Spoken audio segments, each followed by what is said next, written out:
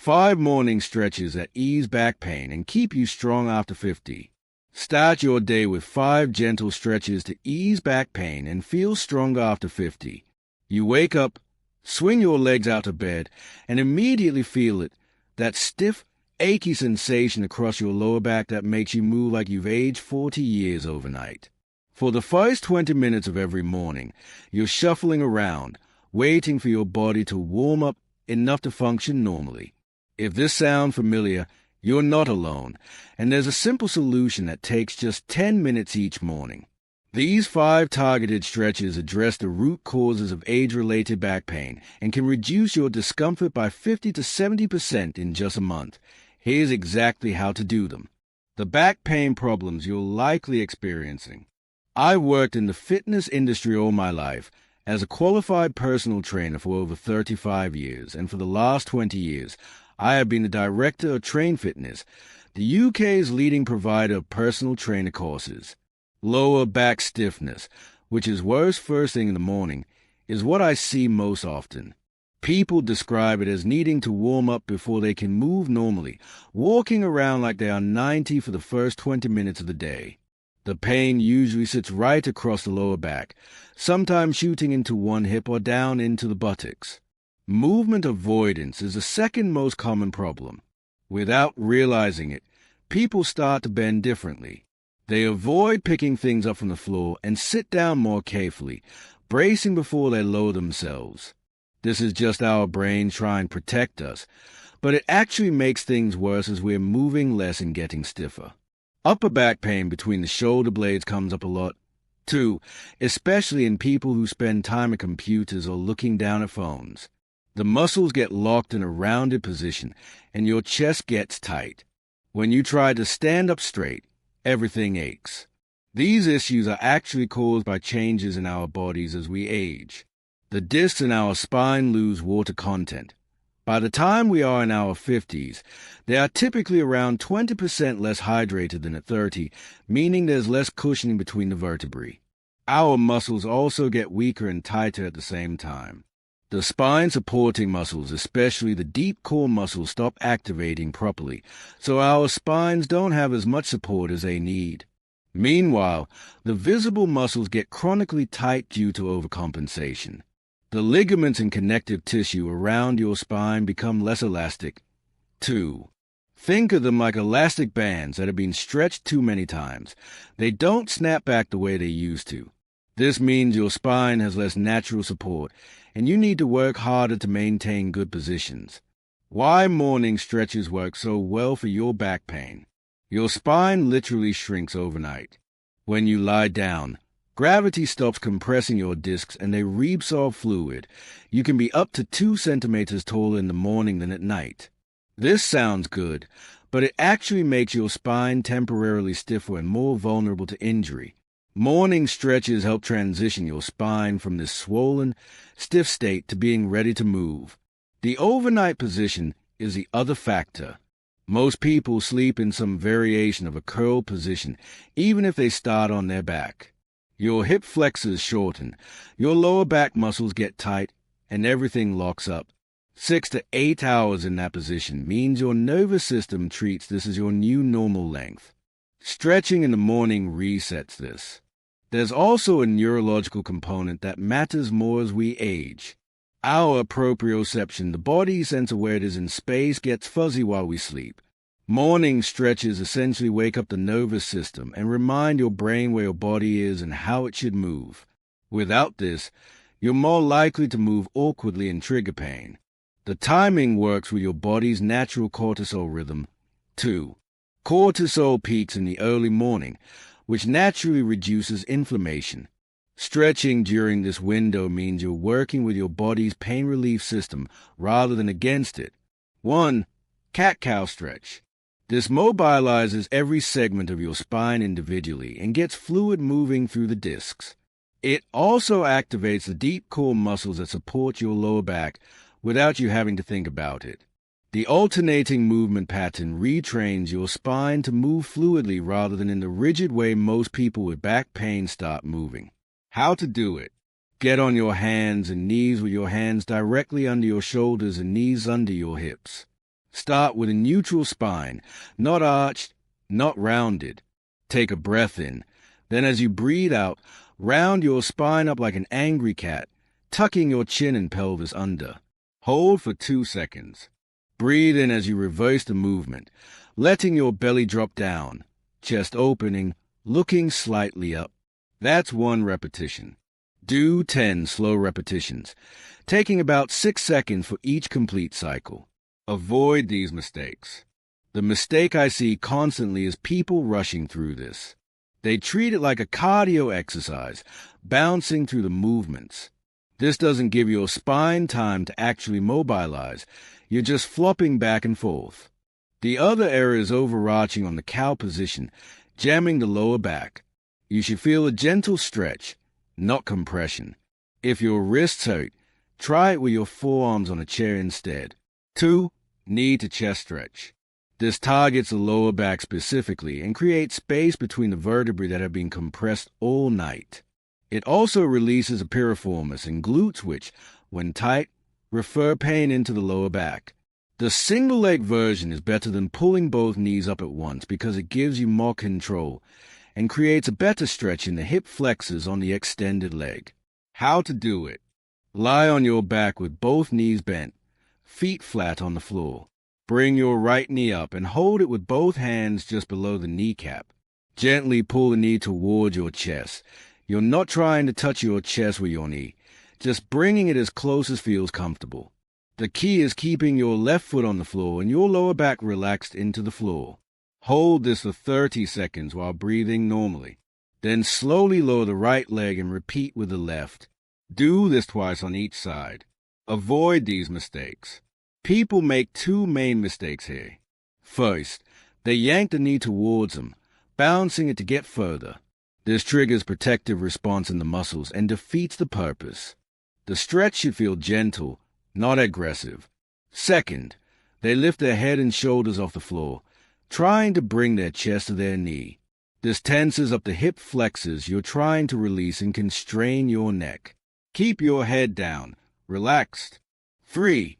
Supine spinal twist. Rotation is the movement pattern we lose first as we age, and it's the one that causes the most problems when it's restricted. This stretch works on the thoracic spine mid-back and the muscles that connect your ribs to your pelvis. It also stretches the hip flexors and creates length through the entire side of your body. The rotation helps redistribute the gel-like substance inside your discs, which tends to migrate to one side overnight. How to do it. Lie on your back with your arms out to the sides in AT position. Bend your right knee and place your right foot on your left knee. Let the right knee drop across your body to the left side. It doesn't need to touch the floor. Turn your head to look at your right hand. Your right shoulder should stay on the floor as much as possible. Hold this for 45 seconds, breathing deeply.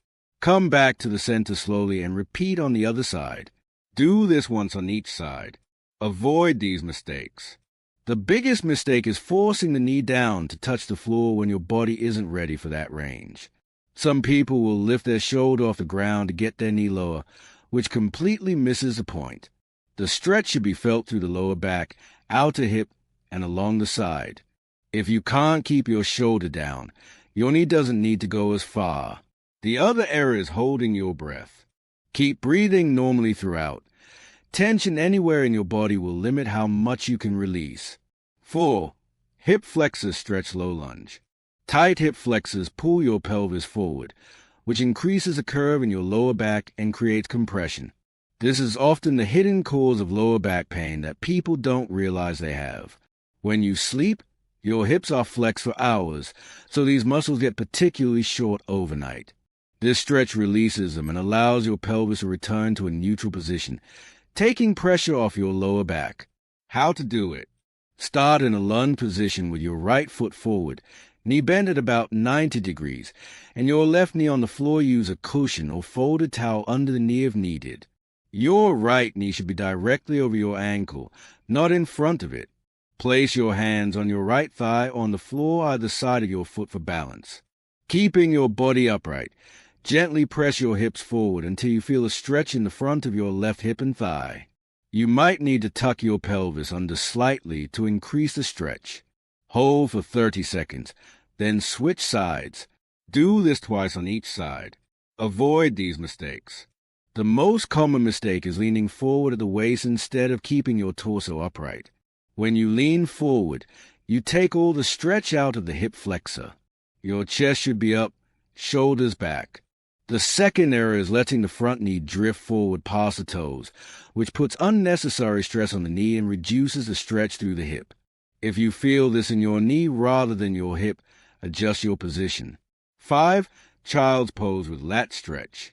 This decompresses the entire spine and creates space between all the vertebrae. It also stretches the lats, the big muscles on the sides of your back, which, when tight, restrict shoulder movement and cause upper back pain. The position gently stretches the lower back muscles and hips simultaneously. It's one of the few stretches that addresses the whole posterior chain at once. How to do it? Start on your hands and knees. Sit your hips back toward your heels, keeping your hands where they are so your arms stretch out in front of you. Your forehead can rest on the floor or on a cushion if that's more comfortable. Once you're in this position, walk both hands over to the right side, keeping your hips centered. You should feel a stretch along the left side of your back. Hold for 30 seconds, then walk your hands back to center, then over to the left side for another 30 seconds. Come back to center and rest for a moment before slowly rolling up to sitting. Tips for beginners. People often let their hips lift up off their heels to get their forehead closer to the floor. This turns it into a shoulder stretch instead of a back stretch. Keep your hips back even if your forehead doesn't reach the floor. The other mistake is not walking the hands far enough to the side. If you only move them a few centimeters, you won't feel the stretch through the lats. Your hand should be quite far to the side, almost off your mat if you're using one. How these stretches build strength, not just ease pain. Every time you move through a full range of motion, you're training your nervous system to activate muscles in that range. When your back is stiff, your brain essentially forgets how to use certain muscles because you never ask them to wake. These stretches remind your nervous system that these ranges exist and are safe to use. Over time, this neuromuscular connection gets stronger, and muscles that weren't activating properly start firing again. The stretches also create what's called reciprocal inhibition. When you stretch one muscle group, the opposing muscles automatically activate to control the movement. For example, when you round your spine in the cat position, your abdominals activate. When you arch into cow, your back extensors work. This means you're not just stretching, you're actively strengthening the antagonist muscles. There's also a stability component that's easy to miss. To stretch safely and effectively, you need to stabilize the parts of your body that aren't moving. This stabilization work is where real functional strength gets built. In the hip flexor stretch, your core has to work to keep your torso upright. In the spinal twist, your obliques and deeper core muscles work to control the rotation. As your range of motion improves, you naturally start moving better throughout the day. Better movement patterns mean your muscles work more efficiently and get stronger from your normal daily activities. It's not dramatic strength building like you get from lifting weights, but it's a kind of strength that actually matters for preventing pain. The deep, stabilizing strength that keeps your spine protected. What you can expect after the 2nd of April weeks of daily stretching. In the first week, the main change will be that mornings feel less daunting. You won't have that same locked-up feeling when you first get out of bed. The pain won't necessarily be gone, but the intensity typically drops by about 30 to 40%. You'll notice that you can move more normally right away instead of having to wait for your back to warm up. By week 2, everyday movements start feeling easier. Getting in and out of the car won't make you wince. Bending to put your shoes on won't require the same careful planning. You'll probably catch yourself moving more freely without thinking about it, turning to look over your shoulder, reaching for something on a high shelf. These are the movements you've been avoiding, and your brain starts to trust that they are safe again. After 3 to 4 weeks of consistent daily stretching, the pain should be noticeably better, often reduced by 50 to 70% from where you started. More importantly, your movement patterns will have changed. Your posture will be better without you having to think about it. You'll stand taller, and sitting for long periods won't make you a stiff.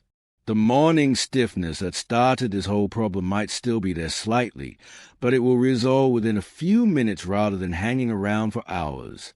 The thing to understand is that these results depend entirely on consistency.